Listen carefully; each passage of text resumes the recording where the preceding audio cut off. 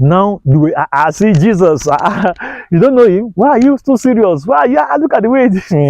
Maybe some people even rush to him and say, Jesus, we've been hearing about you. You came to our country. And the brothers will be saying, what's up with these ones now? Is it not this Jesus that we grew up together? We normally drink garri together. That this Jesus. So they are running to meet him. Good morning, world. Do you even know where I am? I'm hiding for you. Can you see me? If you know you can see me before I came out, put in the comment section. If I come out, I will now put it there. It's cheating. Where am I now? Good morning, world. How was the night? Me, I no fall down.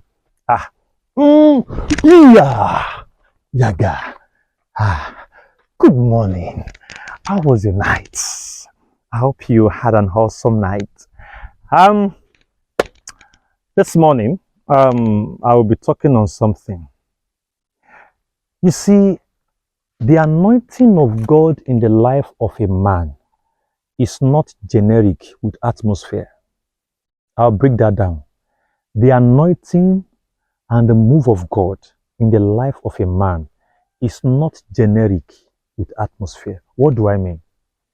It means that a man of God can visit a particular location or atmosphere and do several miracles.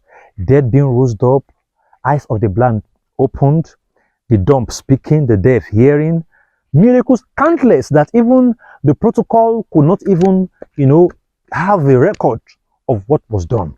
That same man of God can go to another location and you will scantily count, maybe you will just see just 2 miracles. What happened? The man didn't change, the anointing didn't change, the word didn't change, nothing changed, the man didn't backslide. What changed? Atmosphere, and that affected the move of God. That's why I said the anointing of God in the life of a man is not generic. That is, what really happens depends on the people being served. The rate at which you will see the manifold witness and presence of God in the life of a man depends on the people that is being served. Let me drive home my point. I think in the book of Mark chapter 6, I hope I'm correct. Jesus Christ has done different miracles around everywhere in the world, and then he came to his own country to minister. We are Bible students. He came to his own country to minister, and he was teaching in the synagogue, teaching in the temples. And then his brothers, his friends who grew up together, now I see Jesus. You don't know him? Why are you so serious? Why? Yeah, look at the way.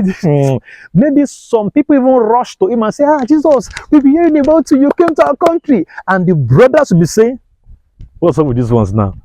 Is it not this Jesus that we grew up together? We normally drink garri together. That this Jesus. So they are running to meet him. Oh, Jesus, Alpha, when you finish, just come and see us here, Joe. Maybe when he was coming from, there were protocols. People greeted him. This is not to exonerate woman worship, but definitely when God is using him mightily, you cannot stop the impact and the response you get from the people. And maybe where Jesus was coming from, the protocol was high. They would say, Jesus, but he got here. He was just walking, just let him pass. Is it not Jesus? Jesus, you've come back. This carpenter's son now. The carpenter's son.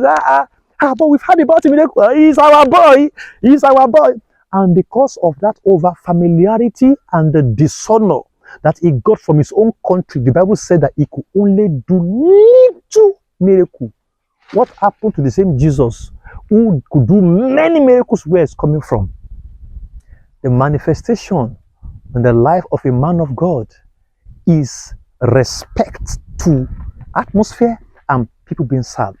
Could it be that the reason why that man of God and that apostle you are very close with, could it be that that man of God, that woman of God with diverse grace who can minister hot fire, and because you are close as the secretary or whatever, and then you dishonor, you trivialize and dishonor, is it not the person that will come, is it not? And then you see that strangers begin to come to eat from the table. This is the peril of dishonor. Men of God can come to your city. They can come to pray in your family. They can come to pray for you. They can lay hands on you and nothing will happen. It happened to those they prayed for. It is the value, the level, the honor you have for them that determines what they carry to flow before you. The same thing goes to wife and husband. Some wives have trivialized their husbands. They have said, is it not my husband? We slept together on the bed. This morning we woke up together. I know him where he's wearing boxers. I watch his boxers. I give him food. So what is the special thing? And this man of God will go and pray for men outside.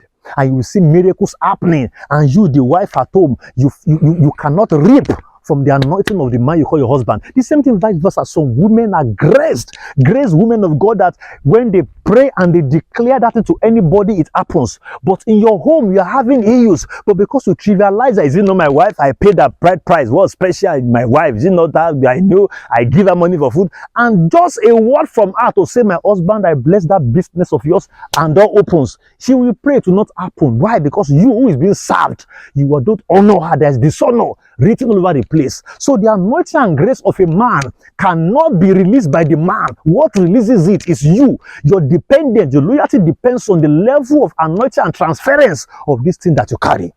But one thing shocked me in verse 6. Mark 6, verse 6. Having done everything that happened in that village, something shocked me there. Jesus Christ went now into the villages of that same country, into the villages, and was still teaching. Let me tell you what shocked me. If I were the one who come to my country and sees disrespect and dishonor over the place, and see people trivialize and say, is it not for Joseph? Is this what is it? There's every tendency that my human nature will not want to go into that. I might vow that I will not go there again. They don't know me, and I might vow that I will not even go into any village again. I will just get angry and leave that city. Do you know why? Because we are human. So therefore, my greatest desire is to be like Jesus. May God help us to be like Jesus. Write in the comment section, Lord, give me the grace to be like Jesus in my everyday life. That song says, Lord, I want to be like Jesus in my heart. In my heart. In my heart. Lord, I want to be like Jesus in my heart.